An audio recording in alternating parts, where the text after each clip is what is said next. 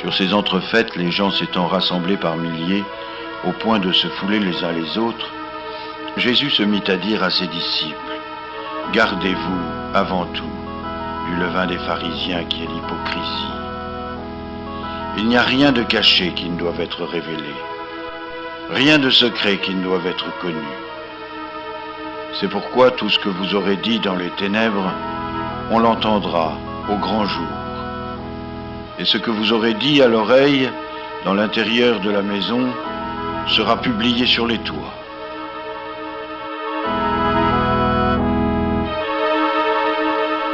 Mais je vous dis à vous qui êtes mes amis, ne craignez pas ceux qui tuent le corps et qui après cela ne peuvent rien faire de plus.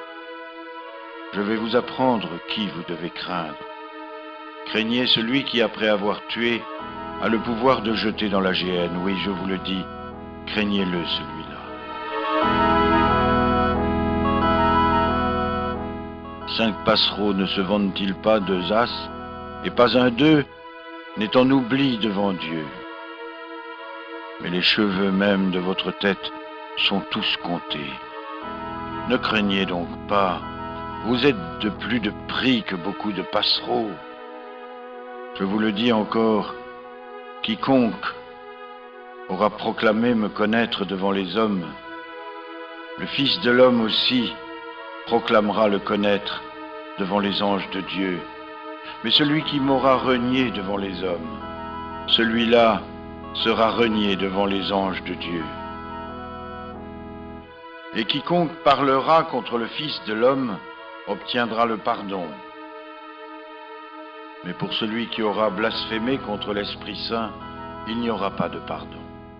Quand on vous conduira devant les synagogues, les magistrats, les autorités, ne vous mettez pas en peine de la manière dont vous vous défendrez, ni de ce que vous direz, car l'Esprit Saint vous enseignera au moment même ce qu'il faudra dire.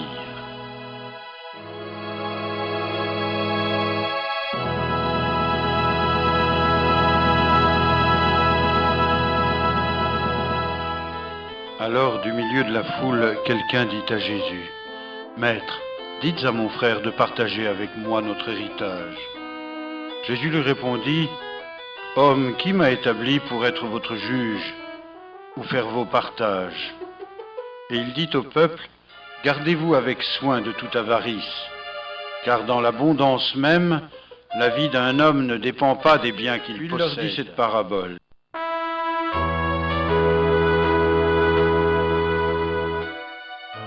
Il y avait un homme riche dont le domaine avait beaucoup rapporté. Et il s'entretenait en lui-même de ses pensées. « Que ferai-je ? Je n'ai pas de place pour serrer ma récolte. Voici ce que je ferai. J'abattrai mes greniers, j'en construirai de plus grands, j'y amasserai la totalité de mes récoltes et de mes biens. Et je dirai à mon âme, tu as de grands biens en réserve pour beaucoup d'années. Repose-toi, mange, bois, fais bonne chère. » Mais Dieu lui dit, insensé, cette nuit même, on te redemandera ton âme. Et ce que tu as mis en réserve, pour qui sera-t-il ? Il en est ainsi de l'homme qui amasse des trésors pour lui-même et qui n'est pas riche devant Dieu.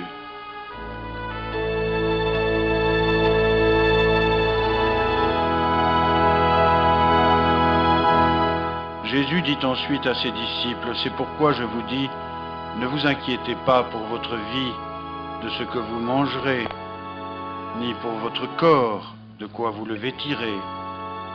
La vie est plus que la nourriture et le corps plus que le vêtement. Regardez les corbeaux, ils ne sèment ni ne moissonnent, ils n'ont ni cellier ni grenier, et Dieu les nourrit. Combien ne valez-vous pas plus que ces oiseaux ? Qui de vous pourrait, à force de soucis, ajouter une coudée à sa taille ? Si donc les moindres choses sont au-dessus de votre pouvoir, pourquoi vous inquiétez-vous des autres ? Regardez les fleurs des champs, comme elles grandissent. Elles ne travaillent ni ne filent. Et je vous le dis, Salomon, dans toute sa gloire, n'était pas vêtu comme l'une d'elles.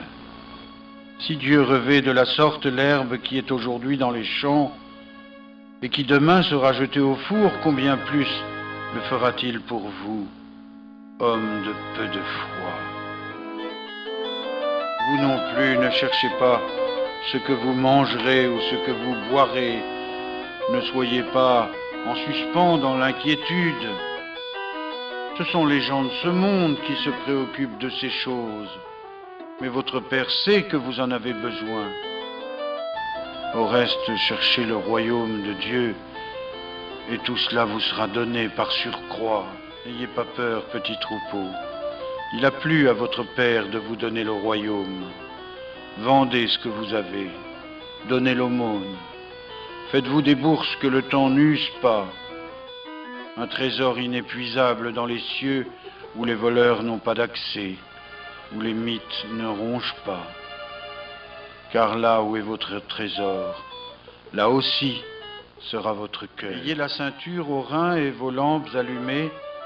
Soyez semblables à des hommes qui attendent le moment où leur maître reviendra des noces, afin que, dès qu'il arrivera et frappera à la porte, il lui ouvre aussitôt. Heureux ces serviteurs que le maître à son retour trouvera veillants. Je vous le dis en vérité, il se scindra, il les fera mettre à table et s'approchera pour les servir. Qu'il arrive à la 2e veille ou qu'il arrive à la 3e, s'il les trouve ainsi, heureux ses serviteurs. Mais sachez bien que si le père de famille savait à quelle heure le voleur doit venir, il veillerait et ne laisserait pas percer sa maison. Vous aussi tenez-vous prêts, car le Fils de l'homme viendra à l'heure que vous ne pensez pas.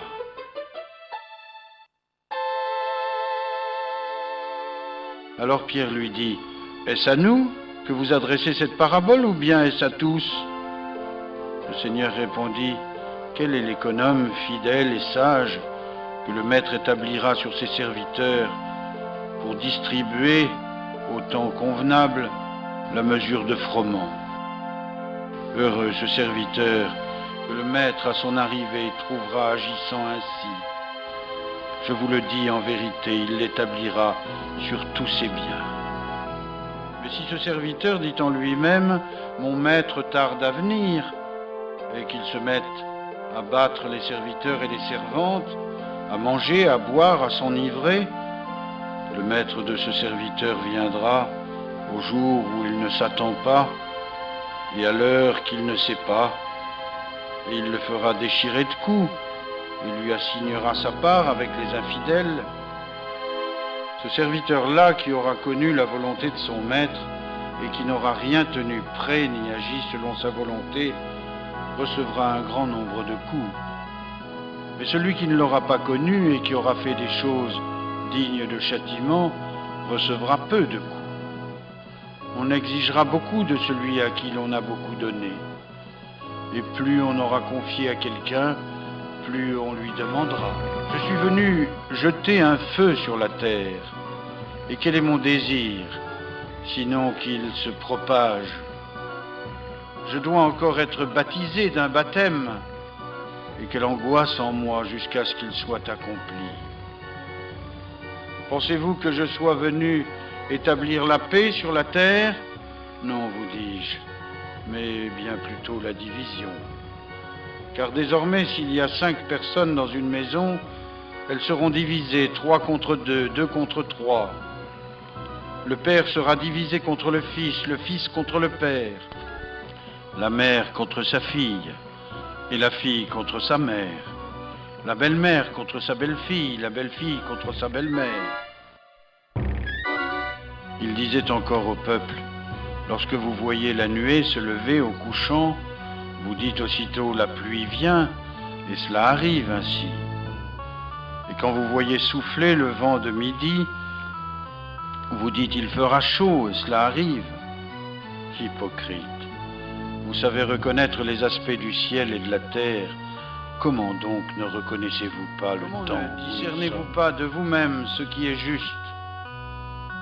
En effet, lorsque tu te rends avec ton adversaire devant le magistrat, tâche en chemin de te dégager de sa poursuite, de peur qu'il ne te traîne devant le juge et que le juge ne te livre à l'officier de justice, et que celui-ci ne te jette en prison. Je te le dis, tu ne sortiras pas de là que tu n'aies payé jusqu'à la dernière obole.